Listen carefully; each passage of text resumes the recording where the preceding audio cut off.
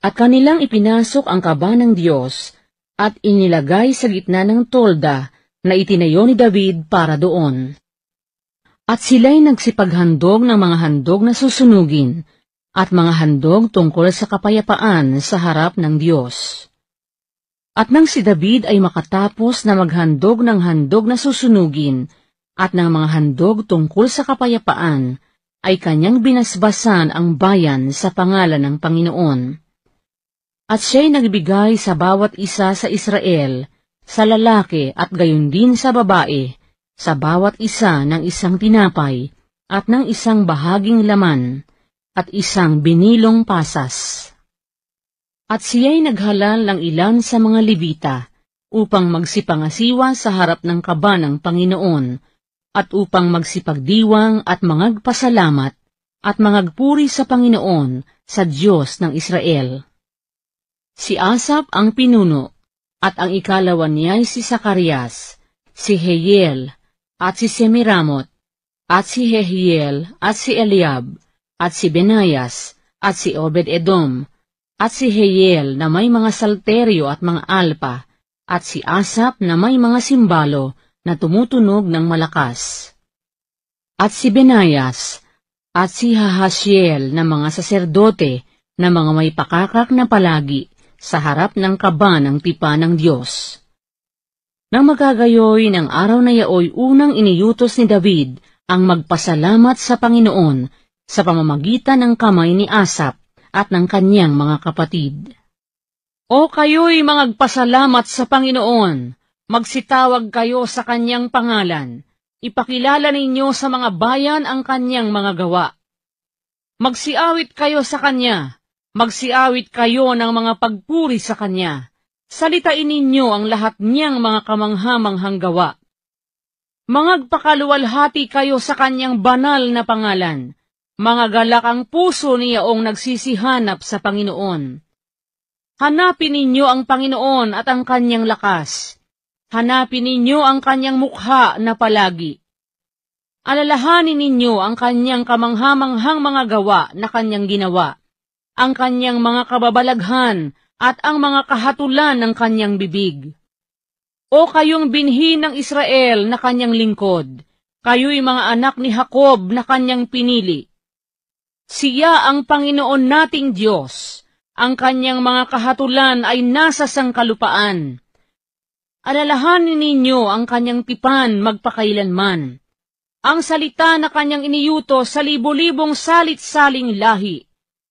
Ang tipan na kanyang ginawa kay Abraham at ang kanyang sumpa kay Isaac, at pinatotohanan din kay Jacob na pinakapalatuntunan, kay Israel na pinakawalang hanggang tipan, na sinasabi, sa iyo'y ibibigay ko ang lupain ng Kanaan, ang kapalaran ng inyong mana.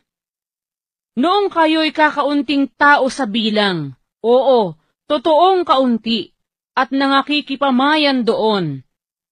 At sila'y nagsiyaon sa bansa, at mula sa isang kaharian hanggang sa ibang bayan. Hindi niya tiniis na gawan sila nino man ng kasamaan. Oo, kanyang sinaway ang mga hari dahil sa kanila. Na sinasabi, huwag ninyong galawin ang aking mga pinahira ng langis, at huwag ninyong saktan ang aking mga propeta. Kayo'y magsiawit sa Panginoon buong lupa.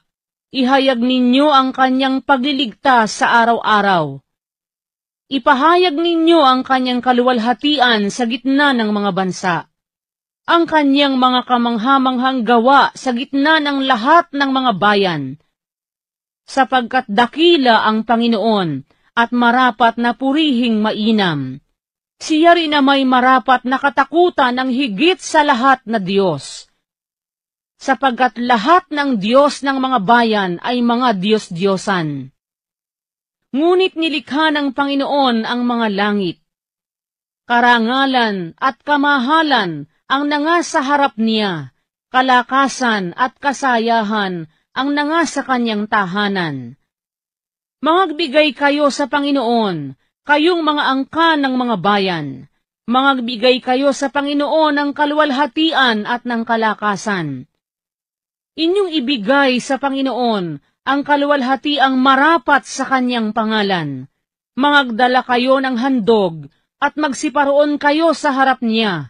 Inyong sambahin ang Panginoon sa ganda ng kabanalan. Manginig sa harap niya ang buong lupa. Ang sanglibutan na may natatatag na hindi makikilos. Mangagsaya ang mga langit at magalak ang lupa, at sabihin nila sa gitna ng mga bansa, ang Panginoon ay naghahari. Umugong ang dagat at ang kapunuan niyaon. Matuwa ang parang at ang lahat na nandoon.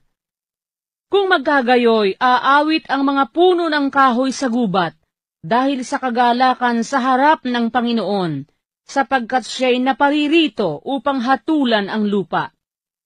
O mangagpasalamat kayo sa Panginoon, sapagkat siya'y mabuti, sapagkat ang kanyang kaawaan ay magpakailanman.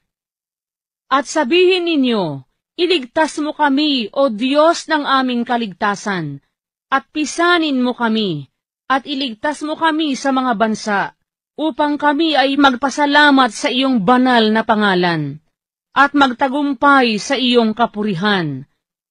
Purihin ang Panginoon, ang Diyos ng Israel, mula sa walang pasimula hanggang sa walang hanggan. At sinabi ng buong bayan, siya nawa! At pinuri ang Panginoon. Sa gayoy iniwan niya roon sa harap ng kaba ng tipan ng Panginoon, si Asap at ang kanyang mga kapatid, upang magsipangasiwang palagi sa harap ng kaban, gaya ng kinakailangan ng gawain sa araw-araw. At si Obed-Edom, pati ng kanilang mga kapatid, ay 68. Si Obed-Edom din na anak ni Hedutun, at si Asa ay upang maging mga tagatanod pinto. At si Sadok na saserdote, at ang kanyang mga kapatid na mga saserdote, sa harap ng tabernakulo ng Panginoon, sa mataas na dako na nasa Gabaon, upang maghandog na palagi ng mga handog na susunugin sa Panginoon, sa ibabaw ng dambana ng handog na susunugin sa umaga at hapon, ayon sa lahat na nangasusulat sa kautusan ng Panginoon na kanyang iniutos sa Israel. At kasama nila si Heman at si Hedutun, at ang nalabi sa mga pinili na nangasaysay sa pangalan upang magpasalamat sa Panginoon, sapagkat ang kanyang kaawaan ay magpakailanman. At kasama nila si Heman at si Hedutun, na may mga pakakak at mga simbalo, na magpapatunog ng malakas, at mga may panugtog sa mga awit sa Diyos, at ang mga anak ni Hedutun upang mga lagay sa pintuang daan. At ang buong bayan ay nagsiuwi bawat tao sa kani-kanyang bahay, at si David ay bumalik upang basbasan ang kanyang sangbahayan.